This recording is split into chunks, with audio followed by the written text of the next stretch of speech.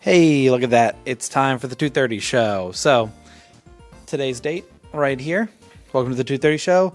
As always, we've got some news prepared for everybody, and I'll get the comments loaded up here in a second. I know we had one comment in the last video, and I will get to it before the end of the show, but let's go ahead and start with the news story, find out which one I got. And I grabbed one. Oh, I got the March games releasing. So, let's talk about that. All these games coming out this March, and here's their release dates. We've got Age of Mythology Retold coming out March 4th for PS5. Split Fiction, March 6th, PS5, Xbox, PC. I think that's the one made by the people made, like, I think it gives the same vibe as, like, It Takes Two and the one before that where they escape prison together. I forget which one that is. We've got Suikoden 1 and 2 HD Remastered, Gate Ruin, and Dune Unification Wars coming out March 6th for PS5, Switch, Xbox, and PC.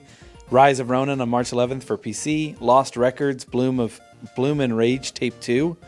March 18th for PS5, MLB The Show 25, March 18th, PS5, Xbox, Switch, Assassin's Creed Shadows, I think this one takes place in Japan, for March 20th, PS5, Xbox, and PC, Wreckfest 2, March 20th for PC, that's the early access for it, Xenoblade Chronicles X Definitive Edition, March 20th for Switch. I played Xenoblade Chronicles 2, I don't know if this is just, I guess this is just the first one, maybe X. We have the first Berserker Kazan coming out on March 27th, PS5, Xbox, PC.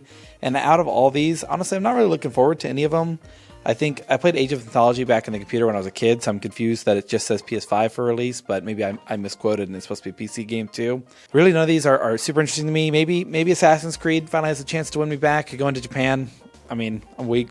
I might like it for that reason alone, but otherwise, I'm really just going to play Monster Hunter, so let's get the next person in here. I'm going to yap about Pokemon Direct. During the February 2025 Pokemon Day, Pokemon Presents, the Pokemon Company unveiled Pokemon Legends ZA, the latest installment in the Pokemon Legends series. Set in the future version of the Kalos region, particularly Lumino City, the game features both modern and natural elements.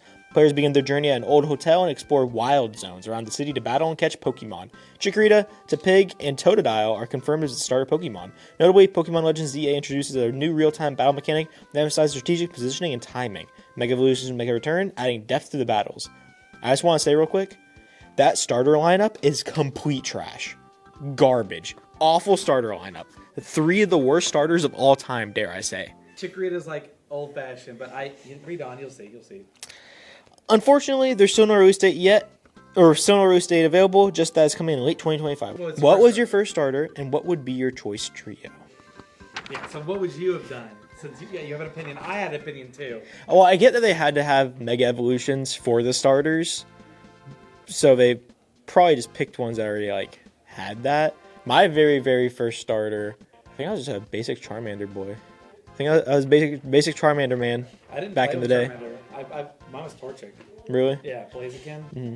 But Tepig's alright. But who would you have done for your trio then if you wouldn't have done? I don't know. I just know that they're all ugly and stupid.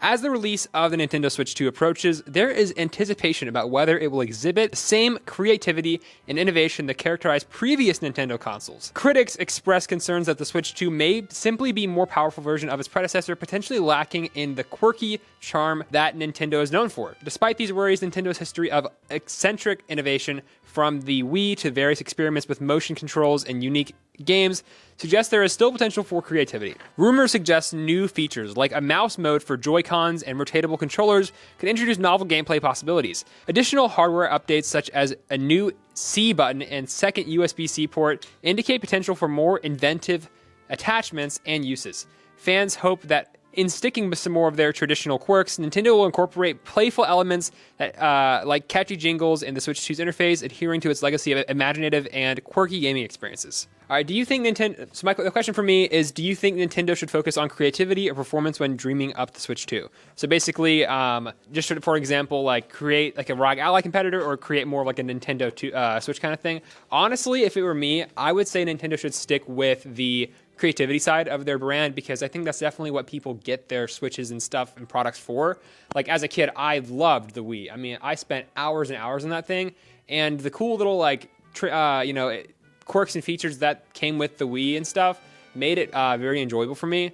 And I think if someone's just going to go out for like raw performance, they're going to get like a ROG Ally that's going to be a little more expensive anyways. So I'd say focus on those quirks and features and little trinkets and stuff that Nintendo likes to do, because I think they do a really good job at it. Spider-Man comes to Magic the Gathering, MTG. This would have been the perfect story for McAllister, but here we are. The Fortnite-ification of Magic the Gathering continues, so that's slang for they're importing every single external game into this. And I guess not just game, movies, TV shows, anything. So Wizards of the Coast has announced a new Magic the Gathering expansion featuring Marvel's Spider-Man, set to release on September 26, 2025. The collaboration includes several products available for pre-order, such as a $70 bundle. Sounds kind of expensive. Let's see. It's or $37.99 for the collector booster pack, and $209.70 for a box of play boosters, and Spidey Spectacular Showdown, a scene box priced at $41.99. This release is part of the MTG's Universe Beyond initiative, which integrates characters from various franchises into the MTG universe. So the cards will be all standard legal, meaning in the coming tournaments, people can actually, I guess, use them, right? Yeah, what does this mean? You may see staple cards such as Mox Opal replaced with cards like Penny Parker. It's like I'm playing a little bit of Marvel Rivals here. Whether or not this will improve the gameplay experience or bring new players into the fold remains to be seen, but the Magic the Gathering content treadmill continues to roll. What is the worst crossover / collab you've seen in gaming? You know, honestly, I like even games that I don't like, I enjoy when they do crossovers. I don't know, weirdly enough, okay, so I love Halo. I don't know why, I don't think I love that they put Master Chief in Fortnite. I don't know why, because I love Halo, and like the more love it can get, the better, but I almost felt like people looked at it as more of a meme, so honestly, don't make fun of Halo. So I got Mozilla fired Fox. I like where this is going. Mozilla Firefox has recently come under fire for a significant change in its terms of use, specifically regarding privacy protections. The updated terms quietly removed a key statement that assured users that Mozilla would not sell their personal data. This revision was first noticed by users like Jay Kalin, who pointed out changes in Mozilla's FAQ page. Previously, Mozilla had explicitly stated, "We don't sell your personal data." This assurance has been since removed, leaving only a vague promise that the browser remains super free with no hidden costs. Well, your data sounds like a cost, I'll be honest with you. The backlash was swift, with discussions erupting across Mozilla's own forums, Reddit, and other online spaces. In response, Mozilla attempted to clarify the update, stating that the changes were meant to reflect the technical licenses needed for Firefox functionality rather than an intent to monetize user data. Okay. However, skepticism remains, especially given Mozilla's growing involvement in the advertising space. While they insist they do not claim ownership of users' data, many are left questioning what this means for the future of Firefox's once strong stance on privacy. Whether or not one agrees with the outrage of the terms of use changes, the fact remains that Mozilla is now in the advertising business. Use that information as you wish.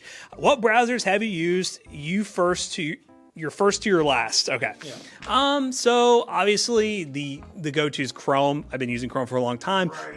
I had You did your first computer. Chrome wasn't around. It would have to be Internet Explorer. So I guess first computer would be Internet Explorer, and then I used Chrome. I tried Firefox at one point, so shout out Firefox. I went through an era. I tried a bunch of different browsers. I've tried Opera and everything, but I've always come back to Chrome because it just works. And I know they're collecting my data, but whatever, right? I forget the old adage, but I always think of it, which is if the program's free, you're the product. Like I said, I was going to get to comments. We have only one comment here. It's going over one of the news stories. We're reacting to it. We have it from Buckeye Guy. Thank you as always. Successful game. Sounds like a great time to lay off developers. Thanks for your great work. Here's your pink slip. That's in response to the fact that Marvel Rivals, or NetEase, I believe it is, laid off a lot of developers after the game became successful. They were like, all right, cool. And then they shut down a lot of offices outside of China. So thank you for commenting. If you want to have your comment reacted to or talked about by anybody here, I'd love to get to 5 comments. So if you don't see 5 comments down there, know that you definitely will get mentioned or talked about. So if you want to hear your name said by a Toasty Bro, comment down below and we will have somebody react to it in the next video. But until then, peace.